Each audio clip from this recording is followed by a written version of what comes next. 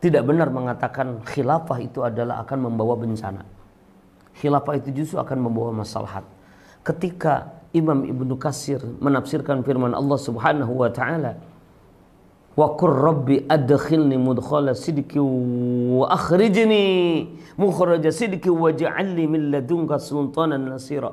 Ketika membahas tentang waj'alni min ladunka sultanan nasira, doa Nabi di dalam Quran yang diabadikan dalam Quran, Nabi meminta kekuasaan. Waj'alni, jadikanlah ya Allah bagiku min ladunka, dari sisimu sultanan nasira, kekuasaan yang menolong. Nah, kekuasaan itu adalah disebutkan oleh Imam Ibnu Katsir adalah rahmat. Itu adalah rahmat.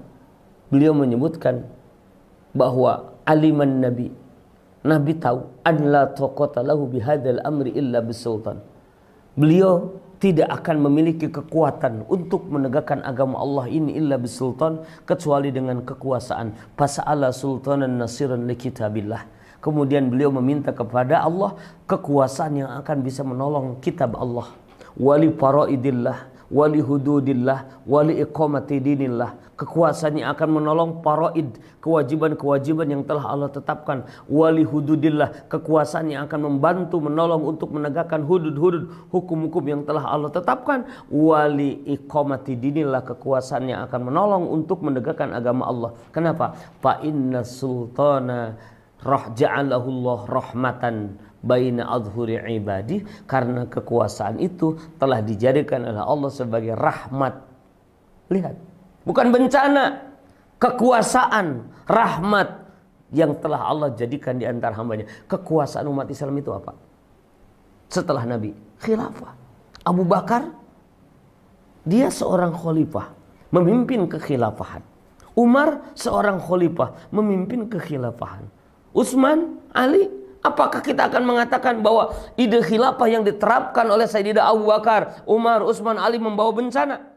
Bencana apa yang ditimbulkan oleh Umar bin Khattab ketika Umar bin Khattab menaklukkan Romawi, menaklukkan Syam, pengaruh Romawi yang ada di Syam, menaklukkan Persia, menjadikan penduduk Syam itu masuk Islam. Islam tegak di Syam. Apakah itu kerusakan? Apakah itu bencana? Kerusakan apa yang dilakukan oleh Sayyidina Umar ketika beliau berhasil menaklukkan Palestina di bawah naungan khilafahnya itu? Dengan begitu Palestina menjadi milik kaum muslimin. Yang tadinya di situ banyak kezaliman yang terjadi akibat dominasi kekuasaan Romawi. Kezaliman itu hilang. Kezaliman itu diganti dengan keadilan setelah adanya Islam di situ. Begitu juga di Irak dan sekitarnya, ketika dikuasai oleh Kaisar Persia, kekaisaran Persia, ada kerusakan, ada kezaliman. Ketika diganti dengan Islam, maka ada keadilan di situ. Begitu juga yang terjadi pada masyarakat Mesir. Ini di zaman Sayyidina Umar bin Khattab. Mesir sebelum Islam pernah dikuasai oleh Persia, pernah dikuasai oleh Romawi. Pada saat ditaklukkan oleh Amr bin Al-As, Mesir itu dikuasai oleh Romawi. Dan rakyat Mesir merasakan kezaliman, merasakan kesulitan hidup. Ya, karena orang-orang Persia Romawi biasanya menerapkan pajak yang sangat tinggi kepada masyarakatnya. Begitu. Datang Islam membawa keadilan. Datang Islam membawa keadilan. Jadi kerusakan apa yang ditimbulkan oleh para khalifah? Kerusakan apa yang ditimbulkan oleh para khalifah yang telah menebar rahmat, menebarkan Islam. Bahkan Islam kemudian menjadi agama Allah yang dipeluk oleh 2/3 masyarakat di dunia.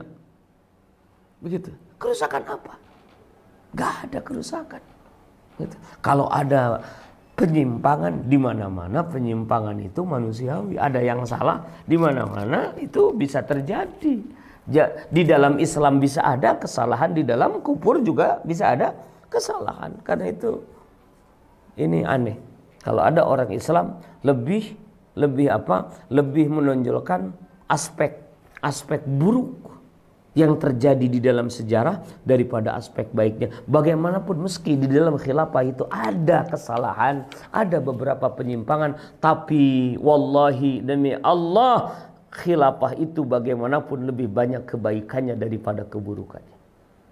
Negeri kaum muslimin lebih sejahtera, lebih makmur, lebih tenang, lebih tentram di bawah naungan khilafah daripada lepas daripada khilafah.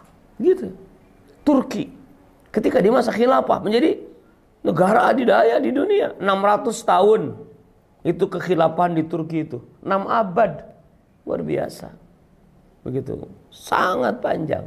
Dan semua dunia mengakui itu. Kehebatan Turki itu. Turki menjadi adidaya. Sekarang apa yang terjadi? Ketika Turki dimerdekakan dari khilafah. Mengumumkan tahun 1924, 3 Maret. Resmi khilafah ditanggalkan oleh Mustafa Kamal. Mustafa Kamal apa? A'da'ut Turk, bukan Atatürk. Atatürk itu bapak pembela pahlawan Turki, bukan. A'da'ut Turk, musuh Turki. Mustafa Kamal A'da'ut Turk. Gitu, A'da' Turk. Musuh Turki sebenarnya. Apa yang terjadi? Coba, kemaslahatan apa yang dilakukan oleh Mustafa Kamal dengan mengganti azan? Azan diganti dengan bahasa Turki. Ada buktinya. Ada rekamannya azan dengan bahasa Turki. Gitu. Kemaslahatan apa yang ditimbulkan oleh Mustafa Kamal ketika Mustafa Kamal itu melarang wanita-wanita berjilbab. Jilbab ditanggalkan. Mengganti pakaian muslim dengan pakaian-pakaian barat. Budaya muslim, budaya Islam diganti dengan budaya barat. Muamalah Islam diganti dengan muamalah gaya barat. Pemerintahan gaya Islam diganti dengan pemerintahan gaya barat. Kemaslahatan apa? Sekarang Turki ada di bawah bayang-bayang negara besar. Negara Amerika. Sekarang Turki itu tidak mandiri, tidak seperti dulu. Ada di bawah ketiak Amerika. Gak bisa bebas. Seperti di zaman khilafah. Sekarang Turki terpuruk, hutangnya begitu banyak, berbeda dengan di masa khilafah. Begitu. Jadi bagaimanapun secara normatif, secara historis, khilafah itu adalah kemaslahatan, bukan bencana.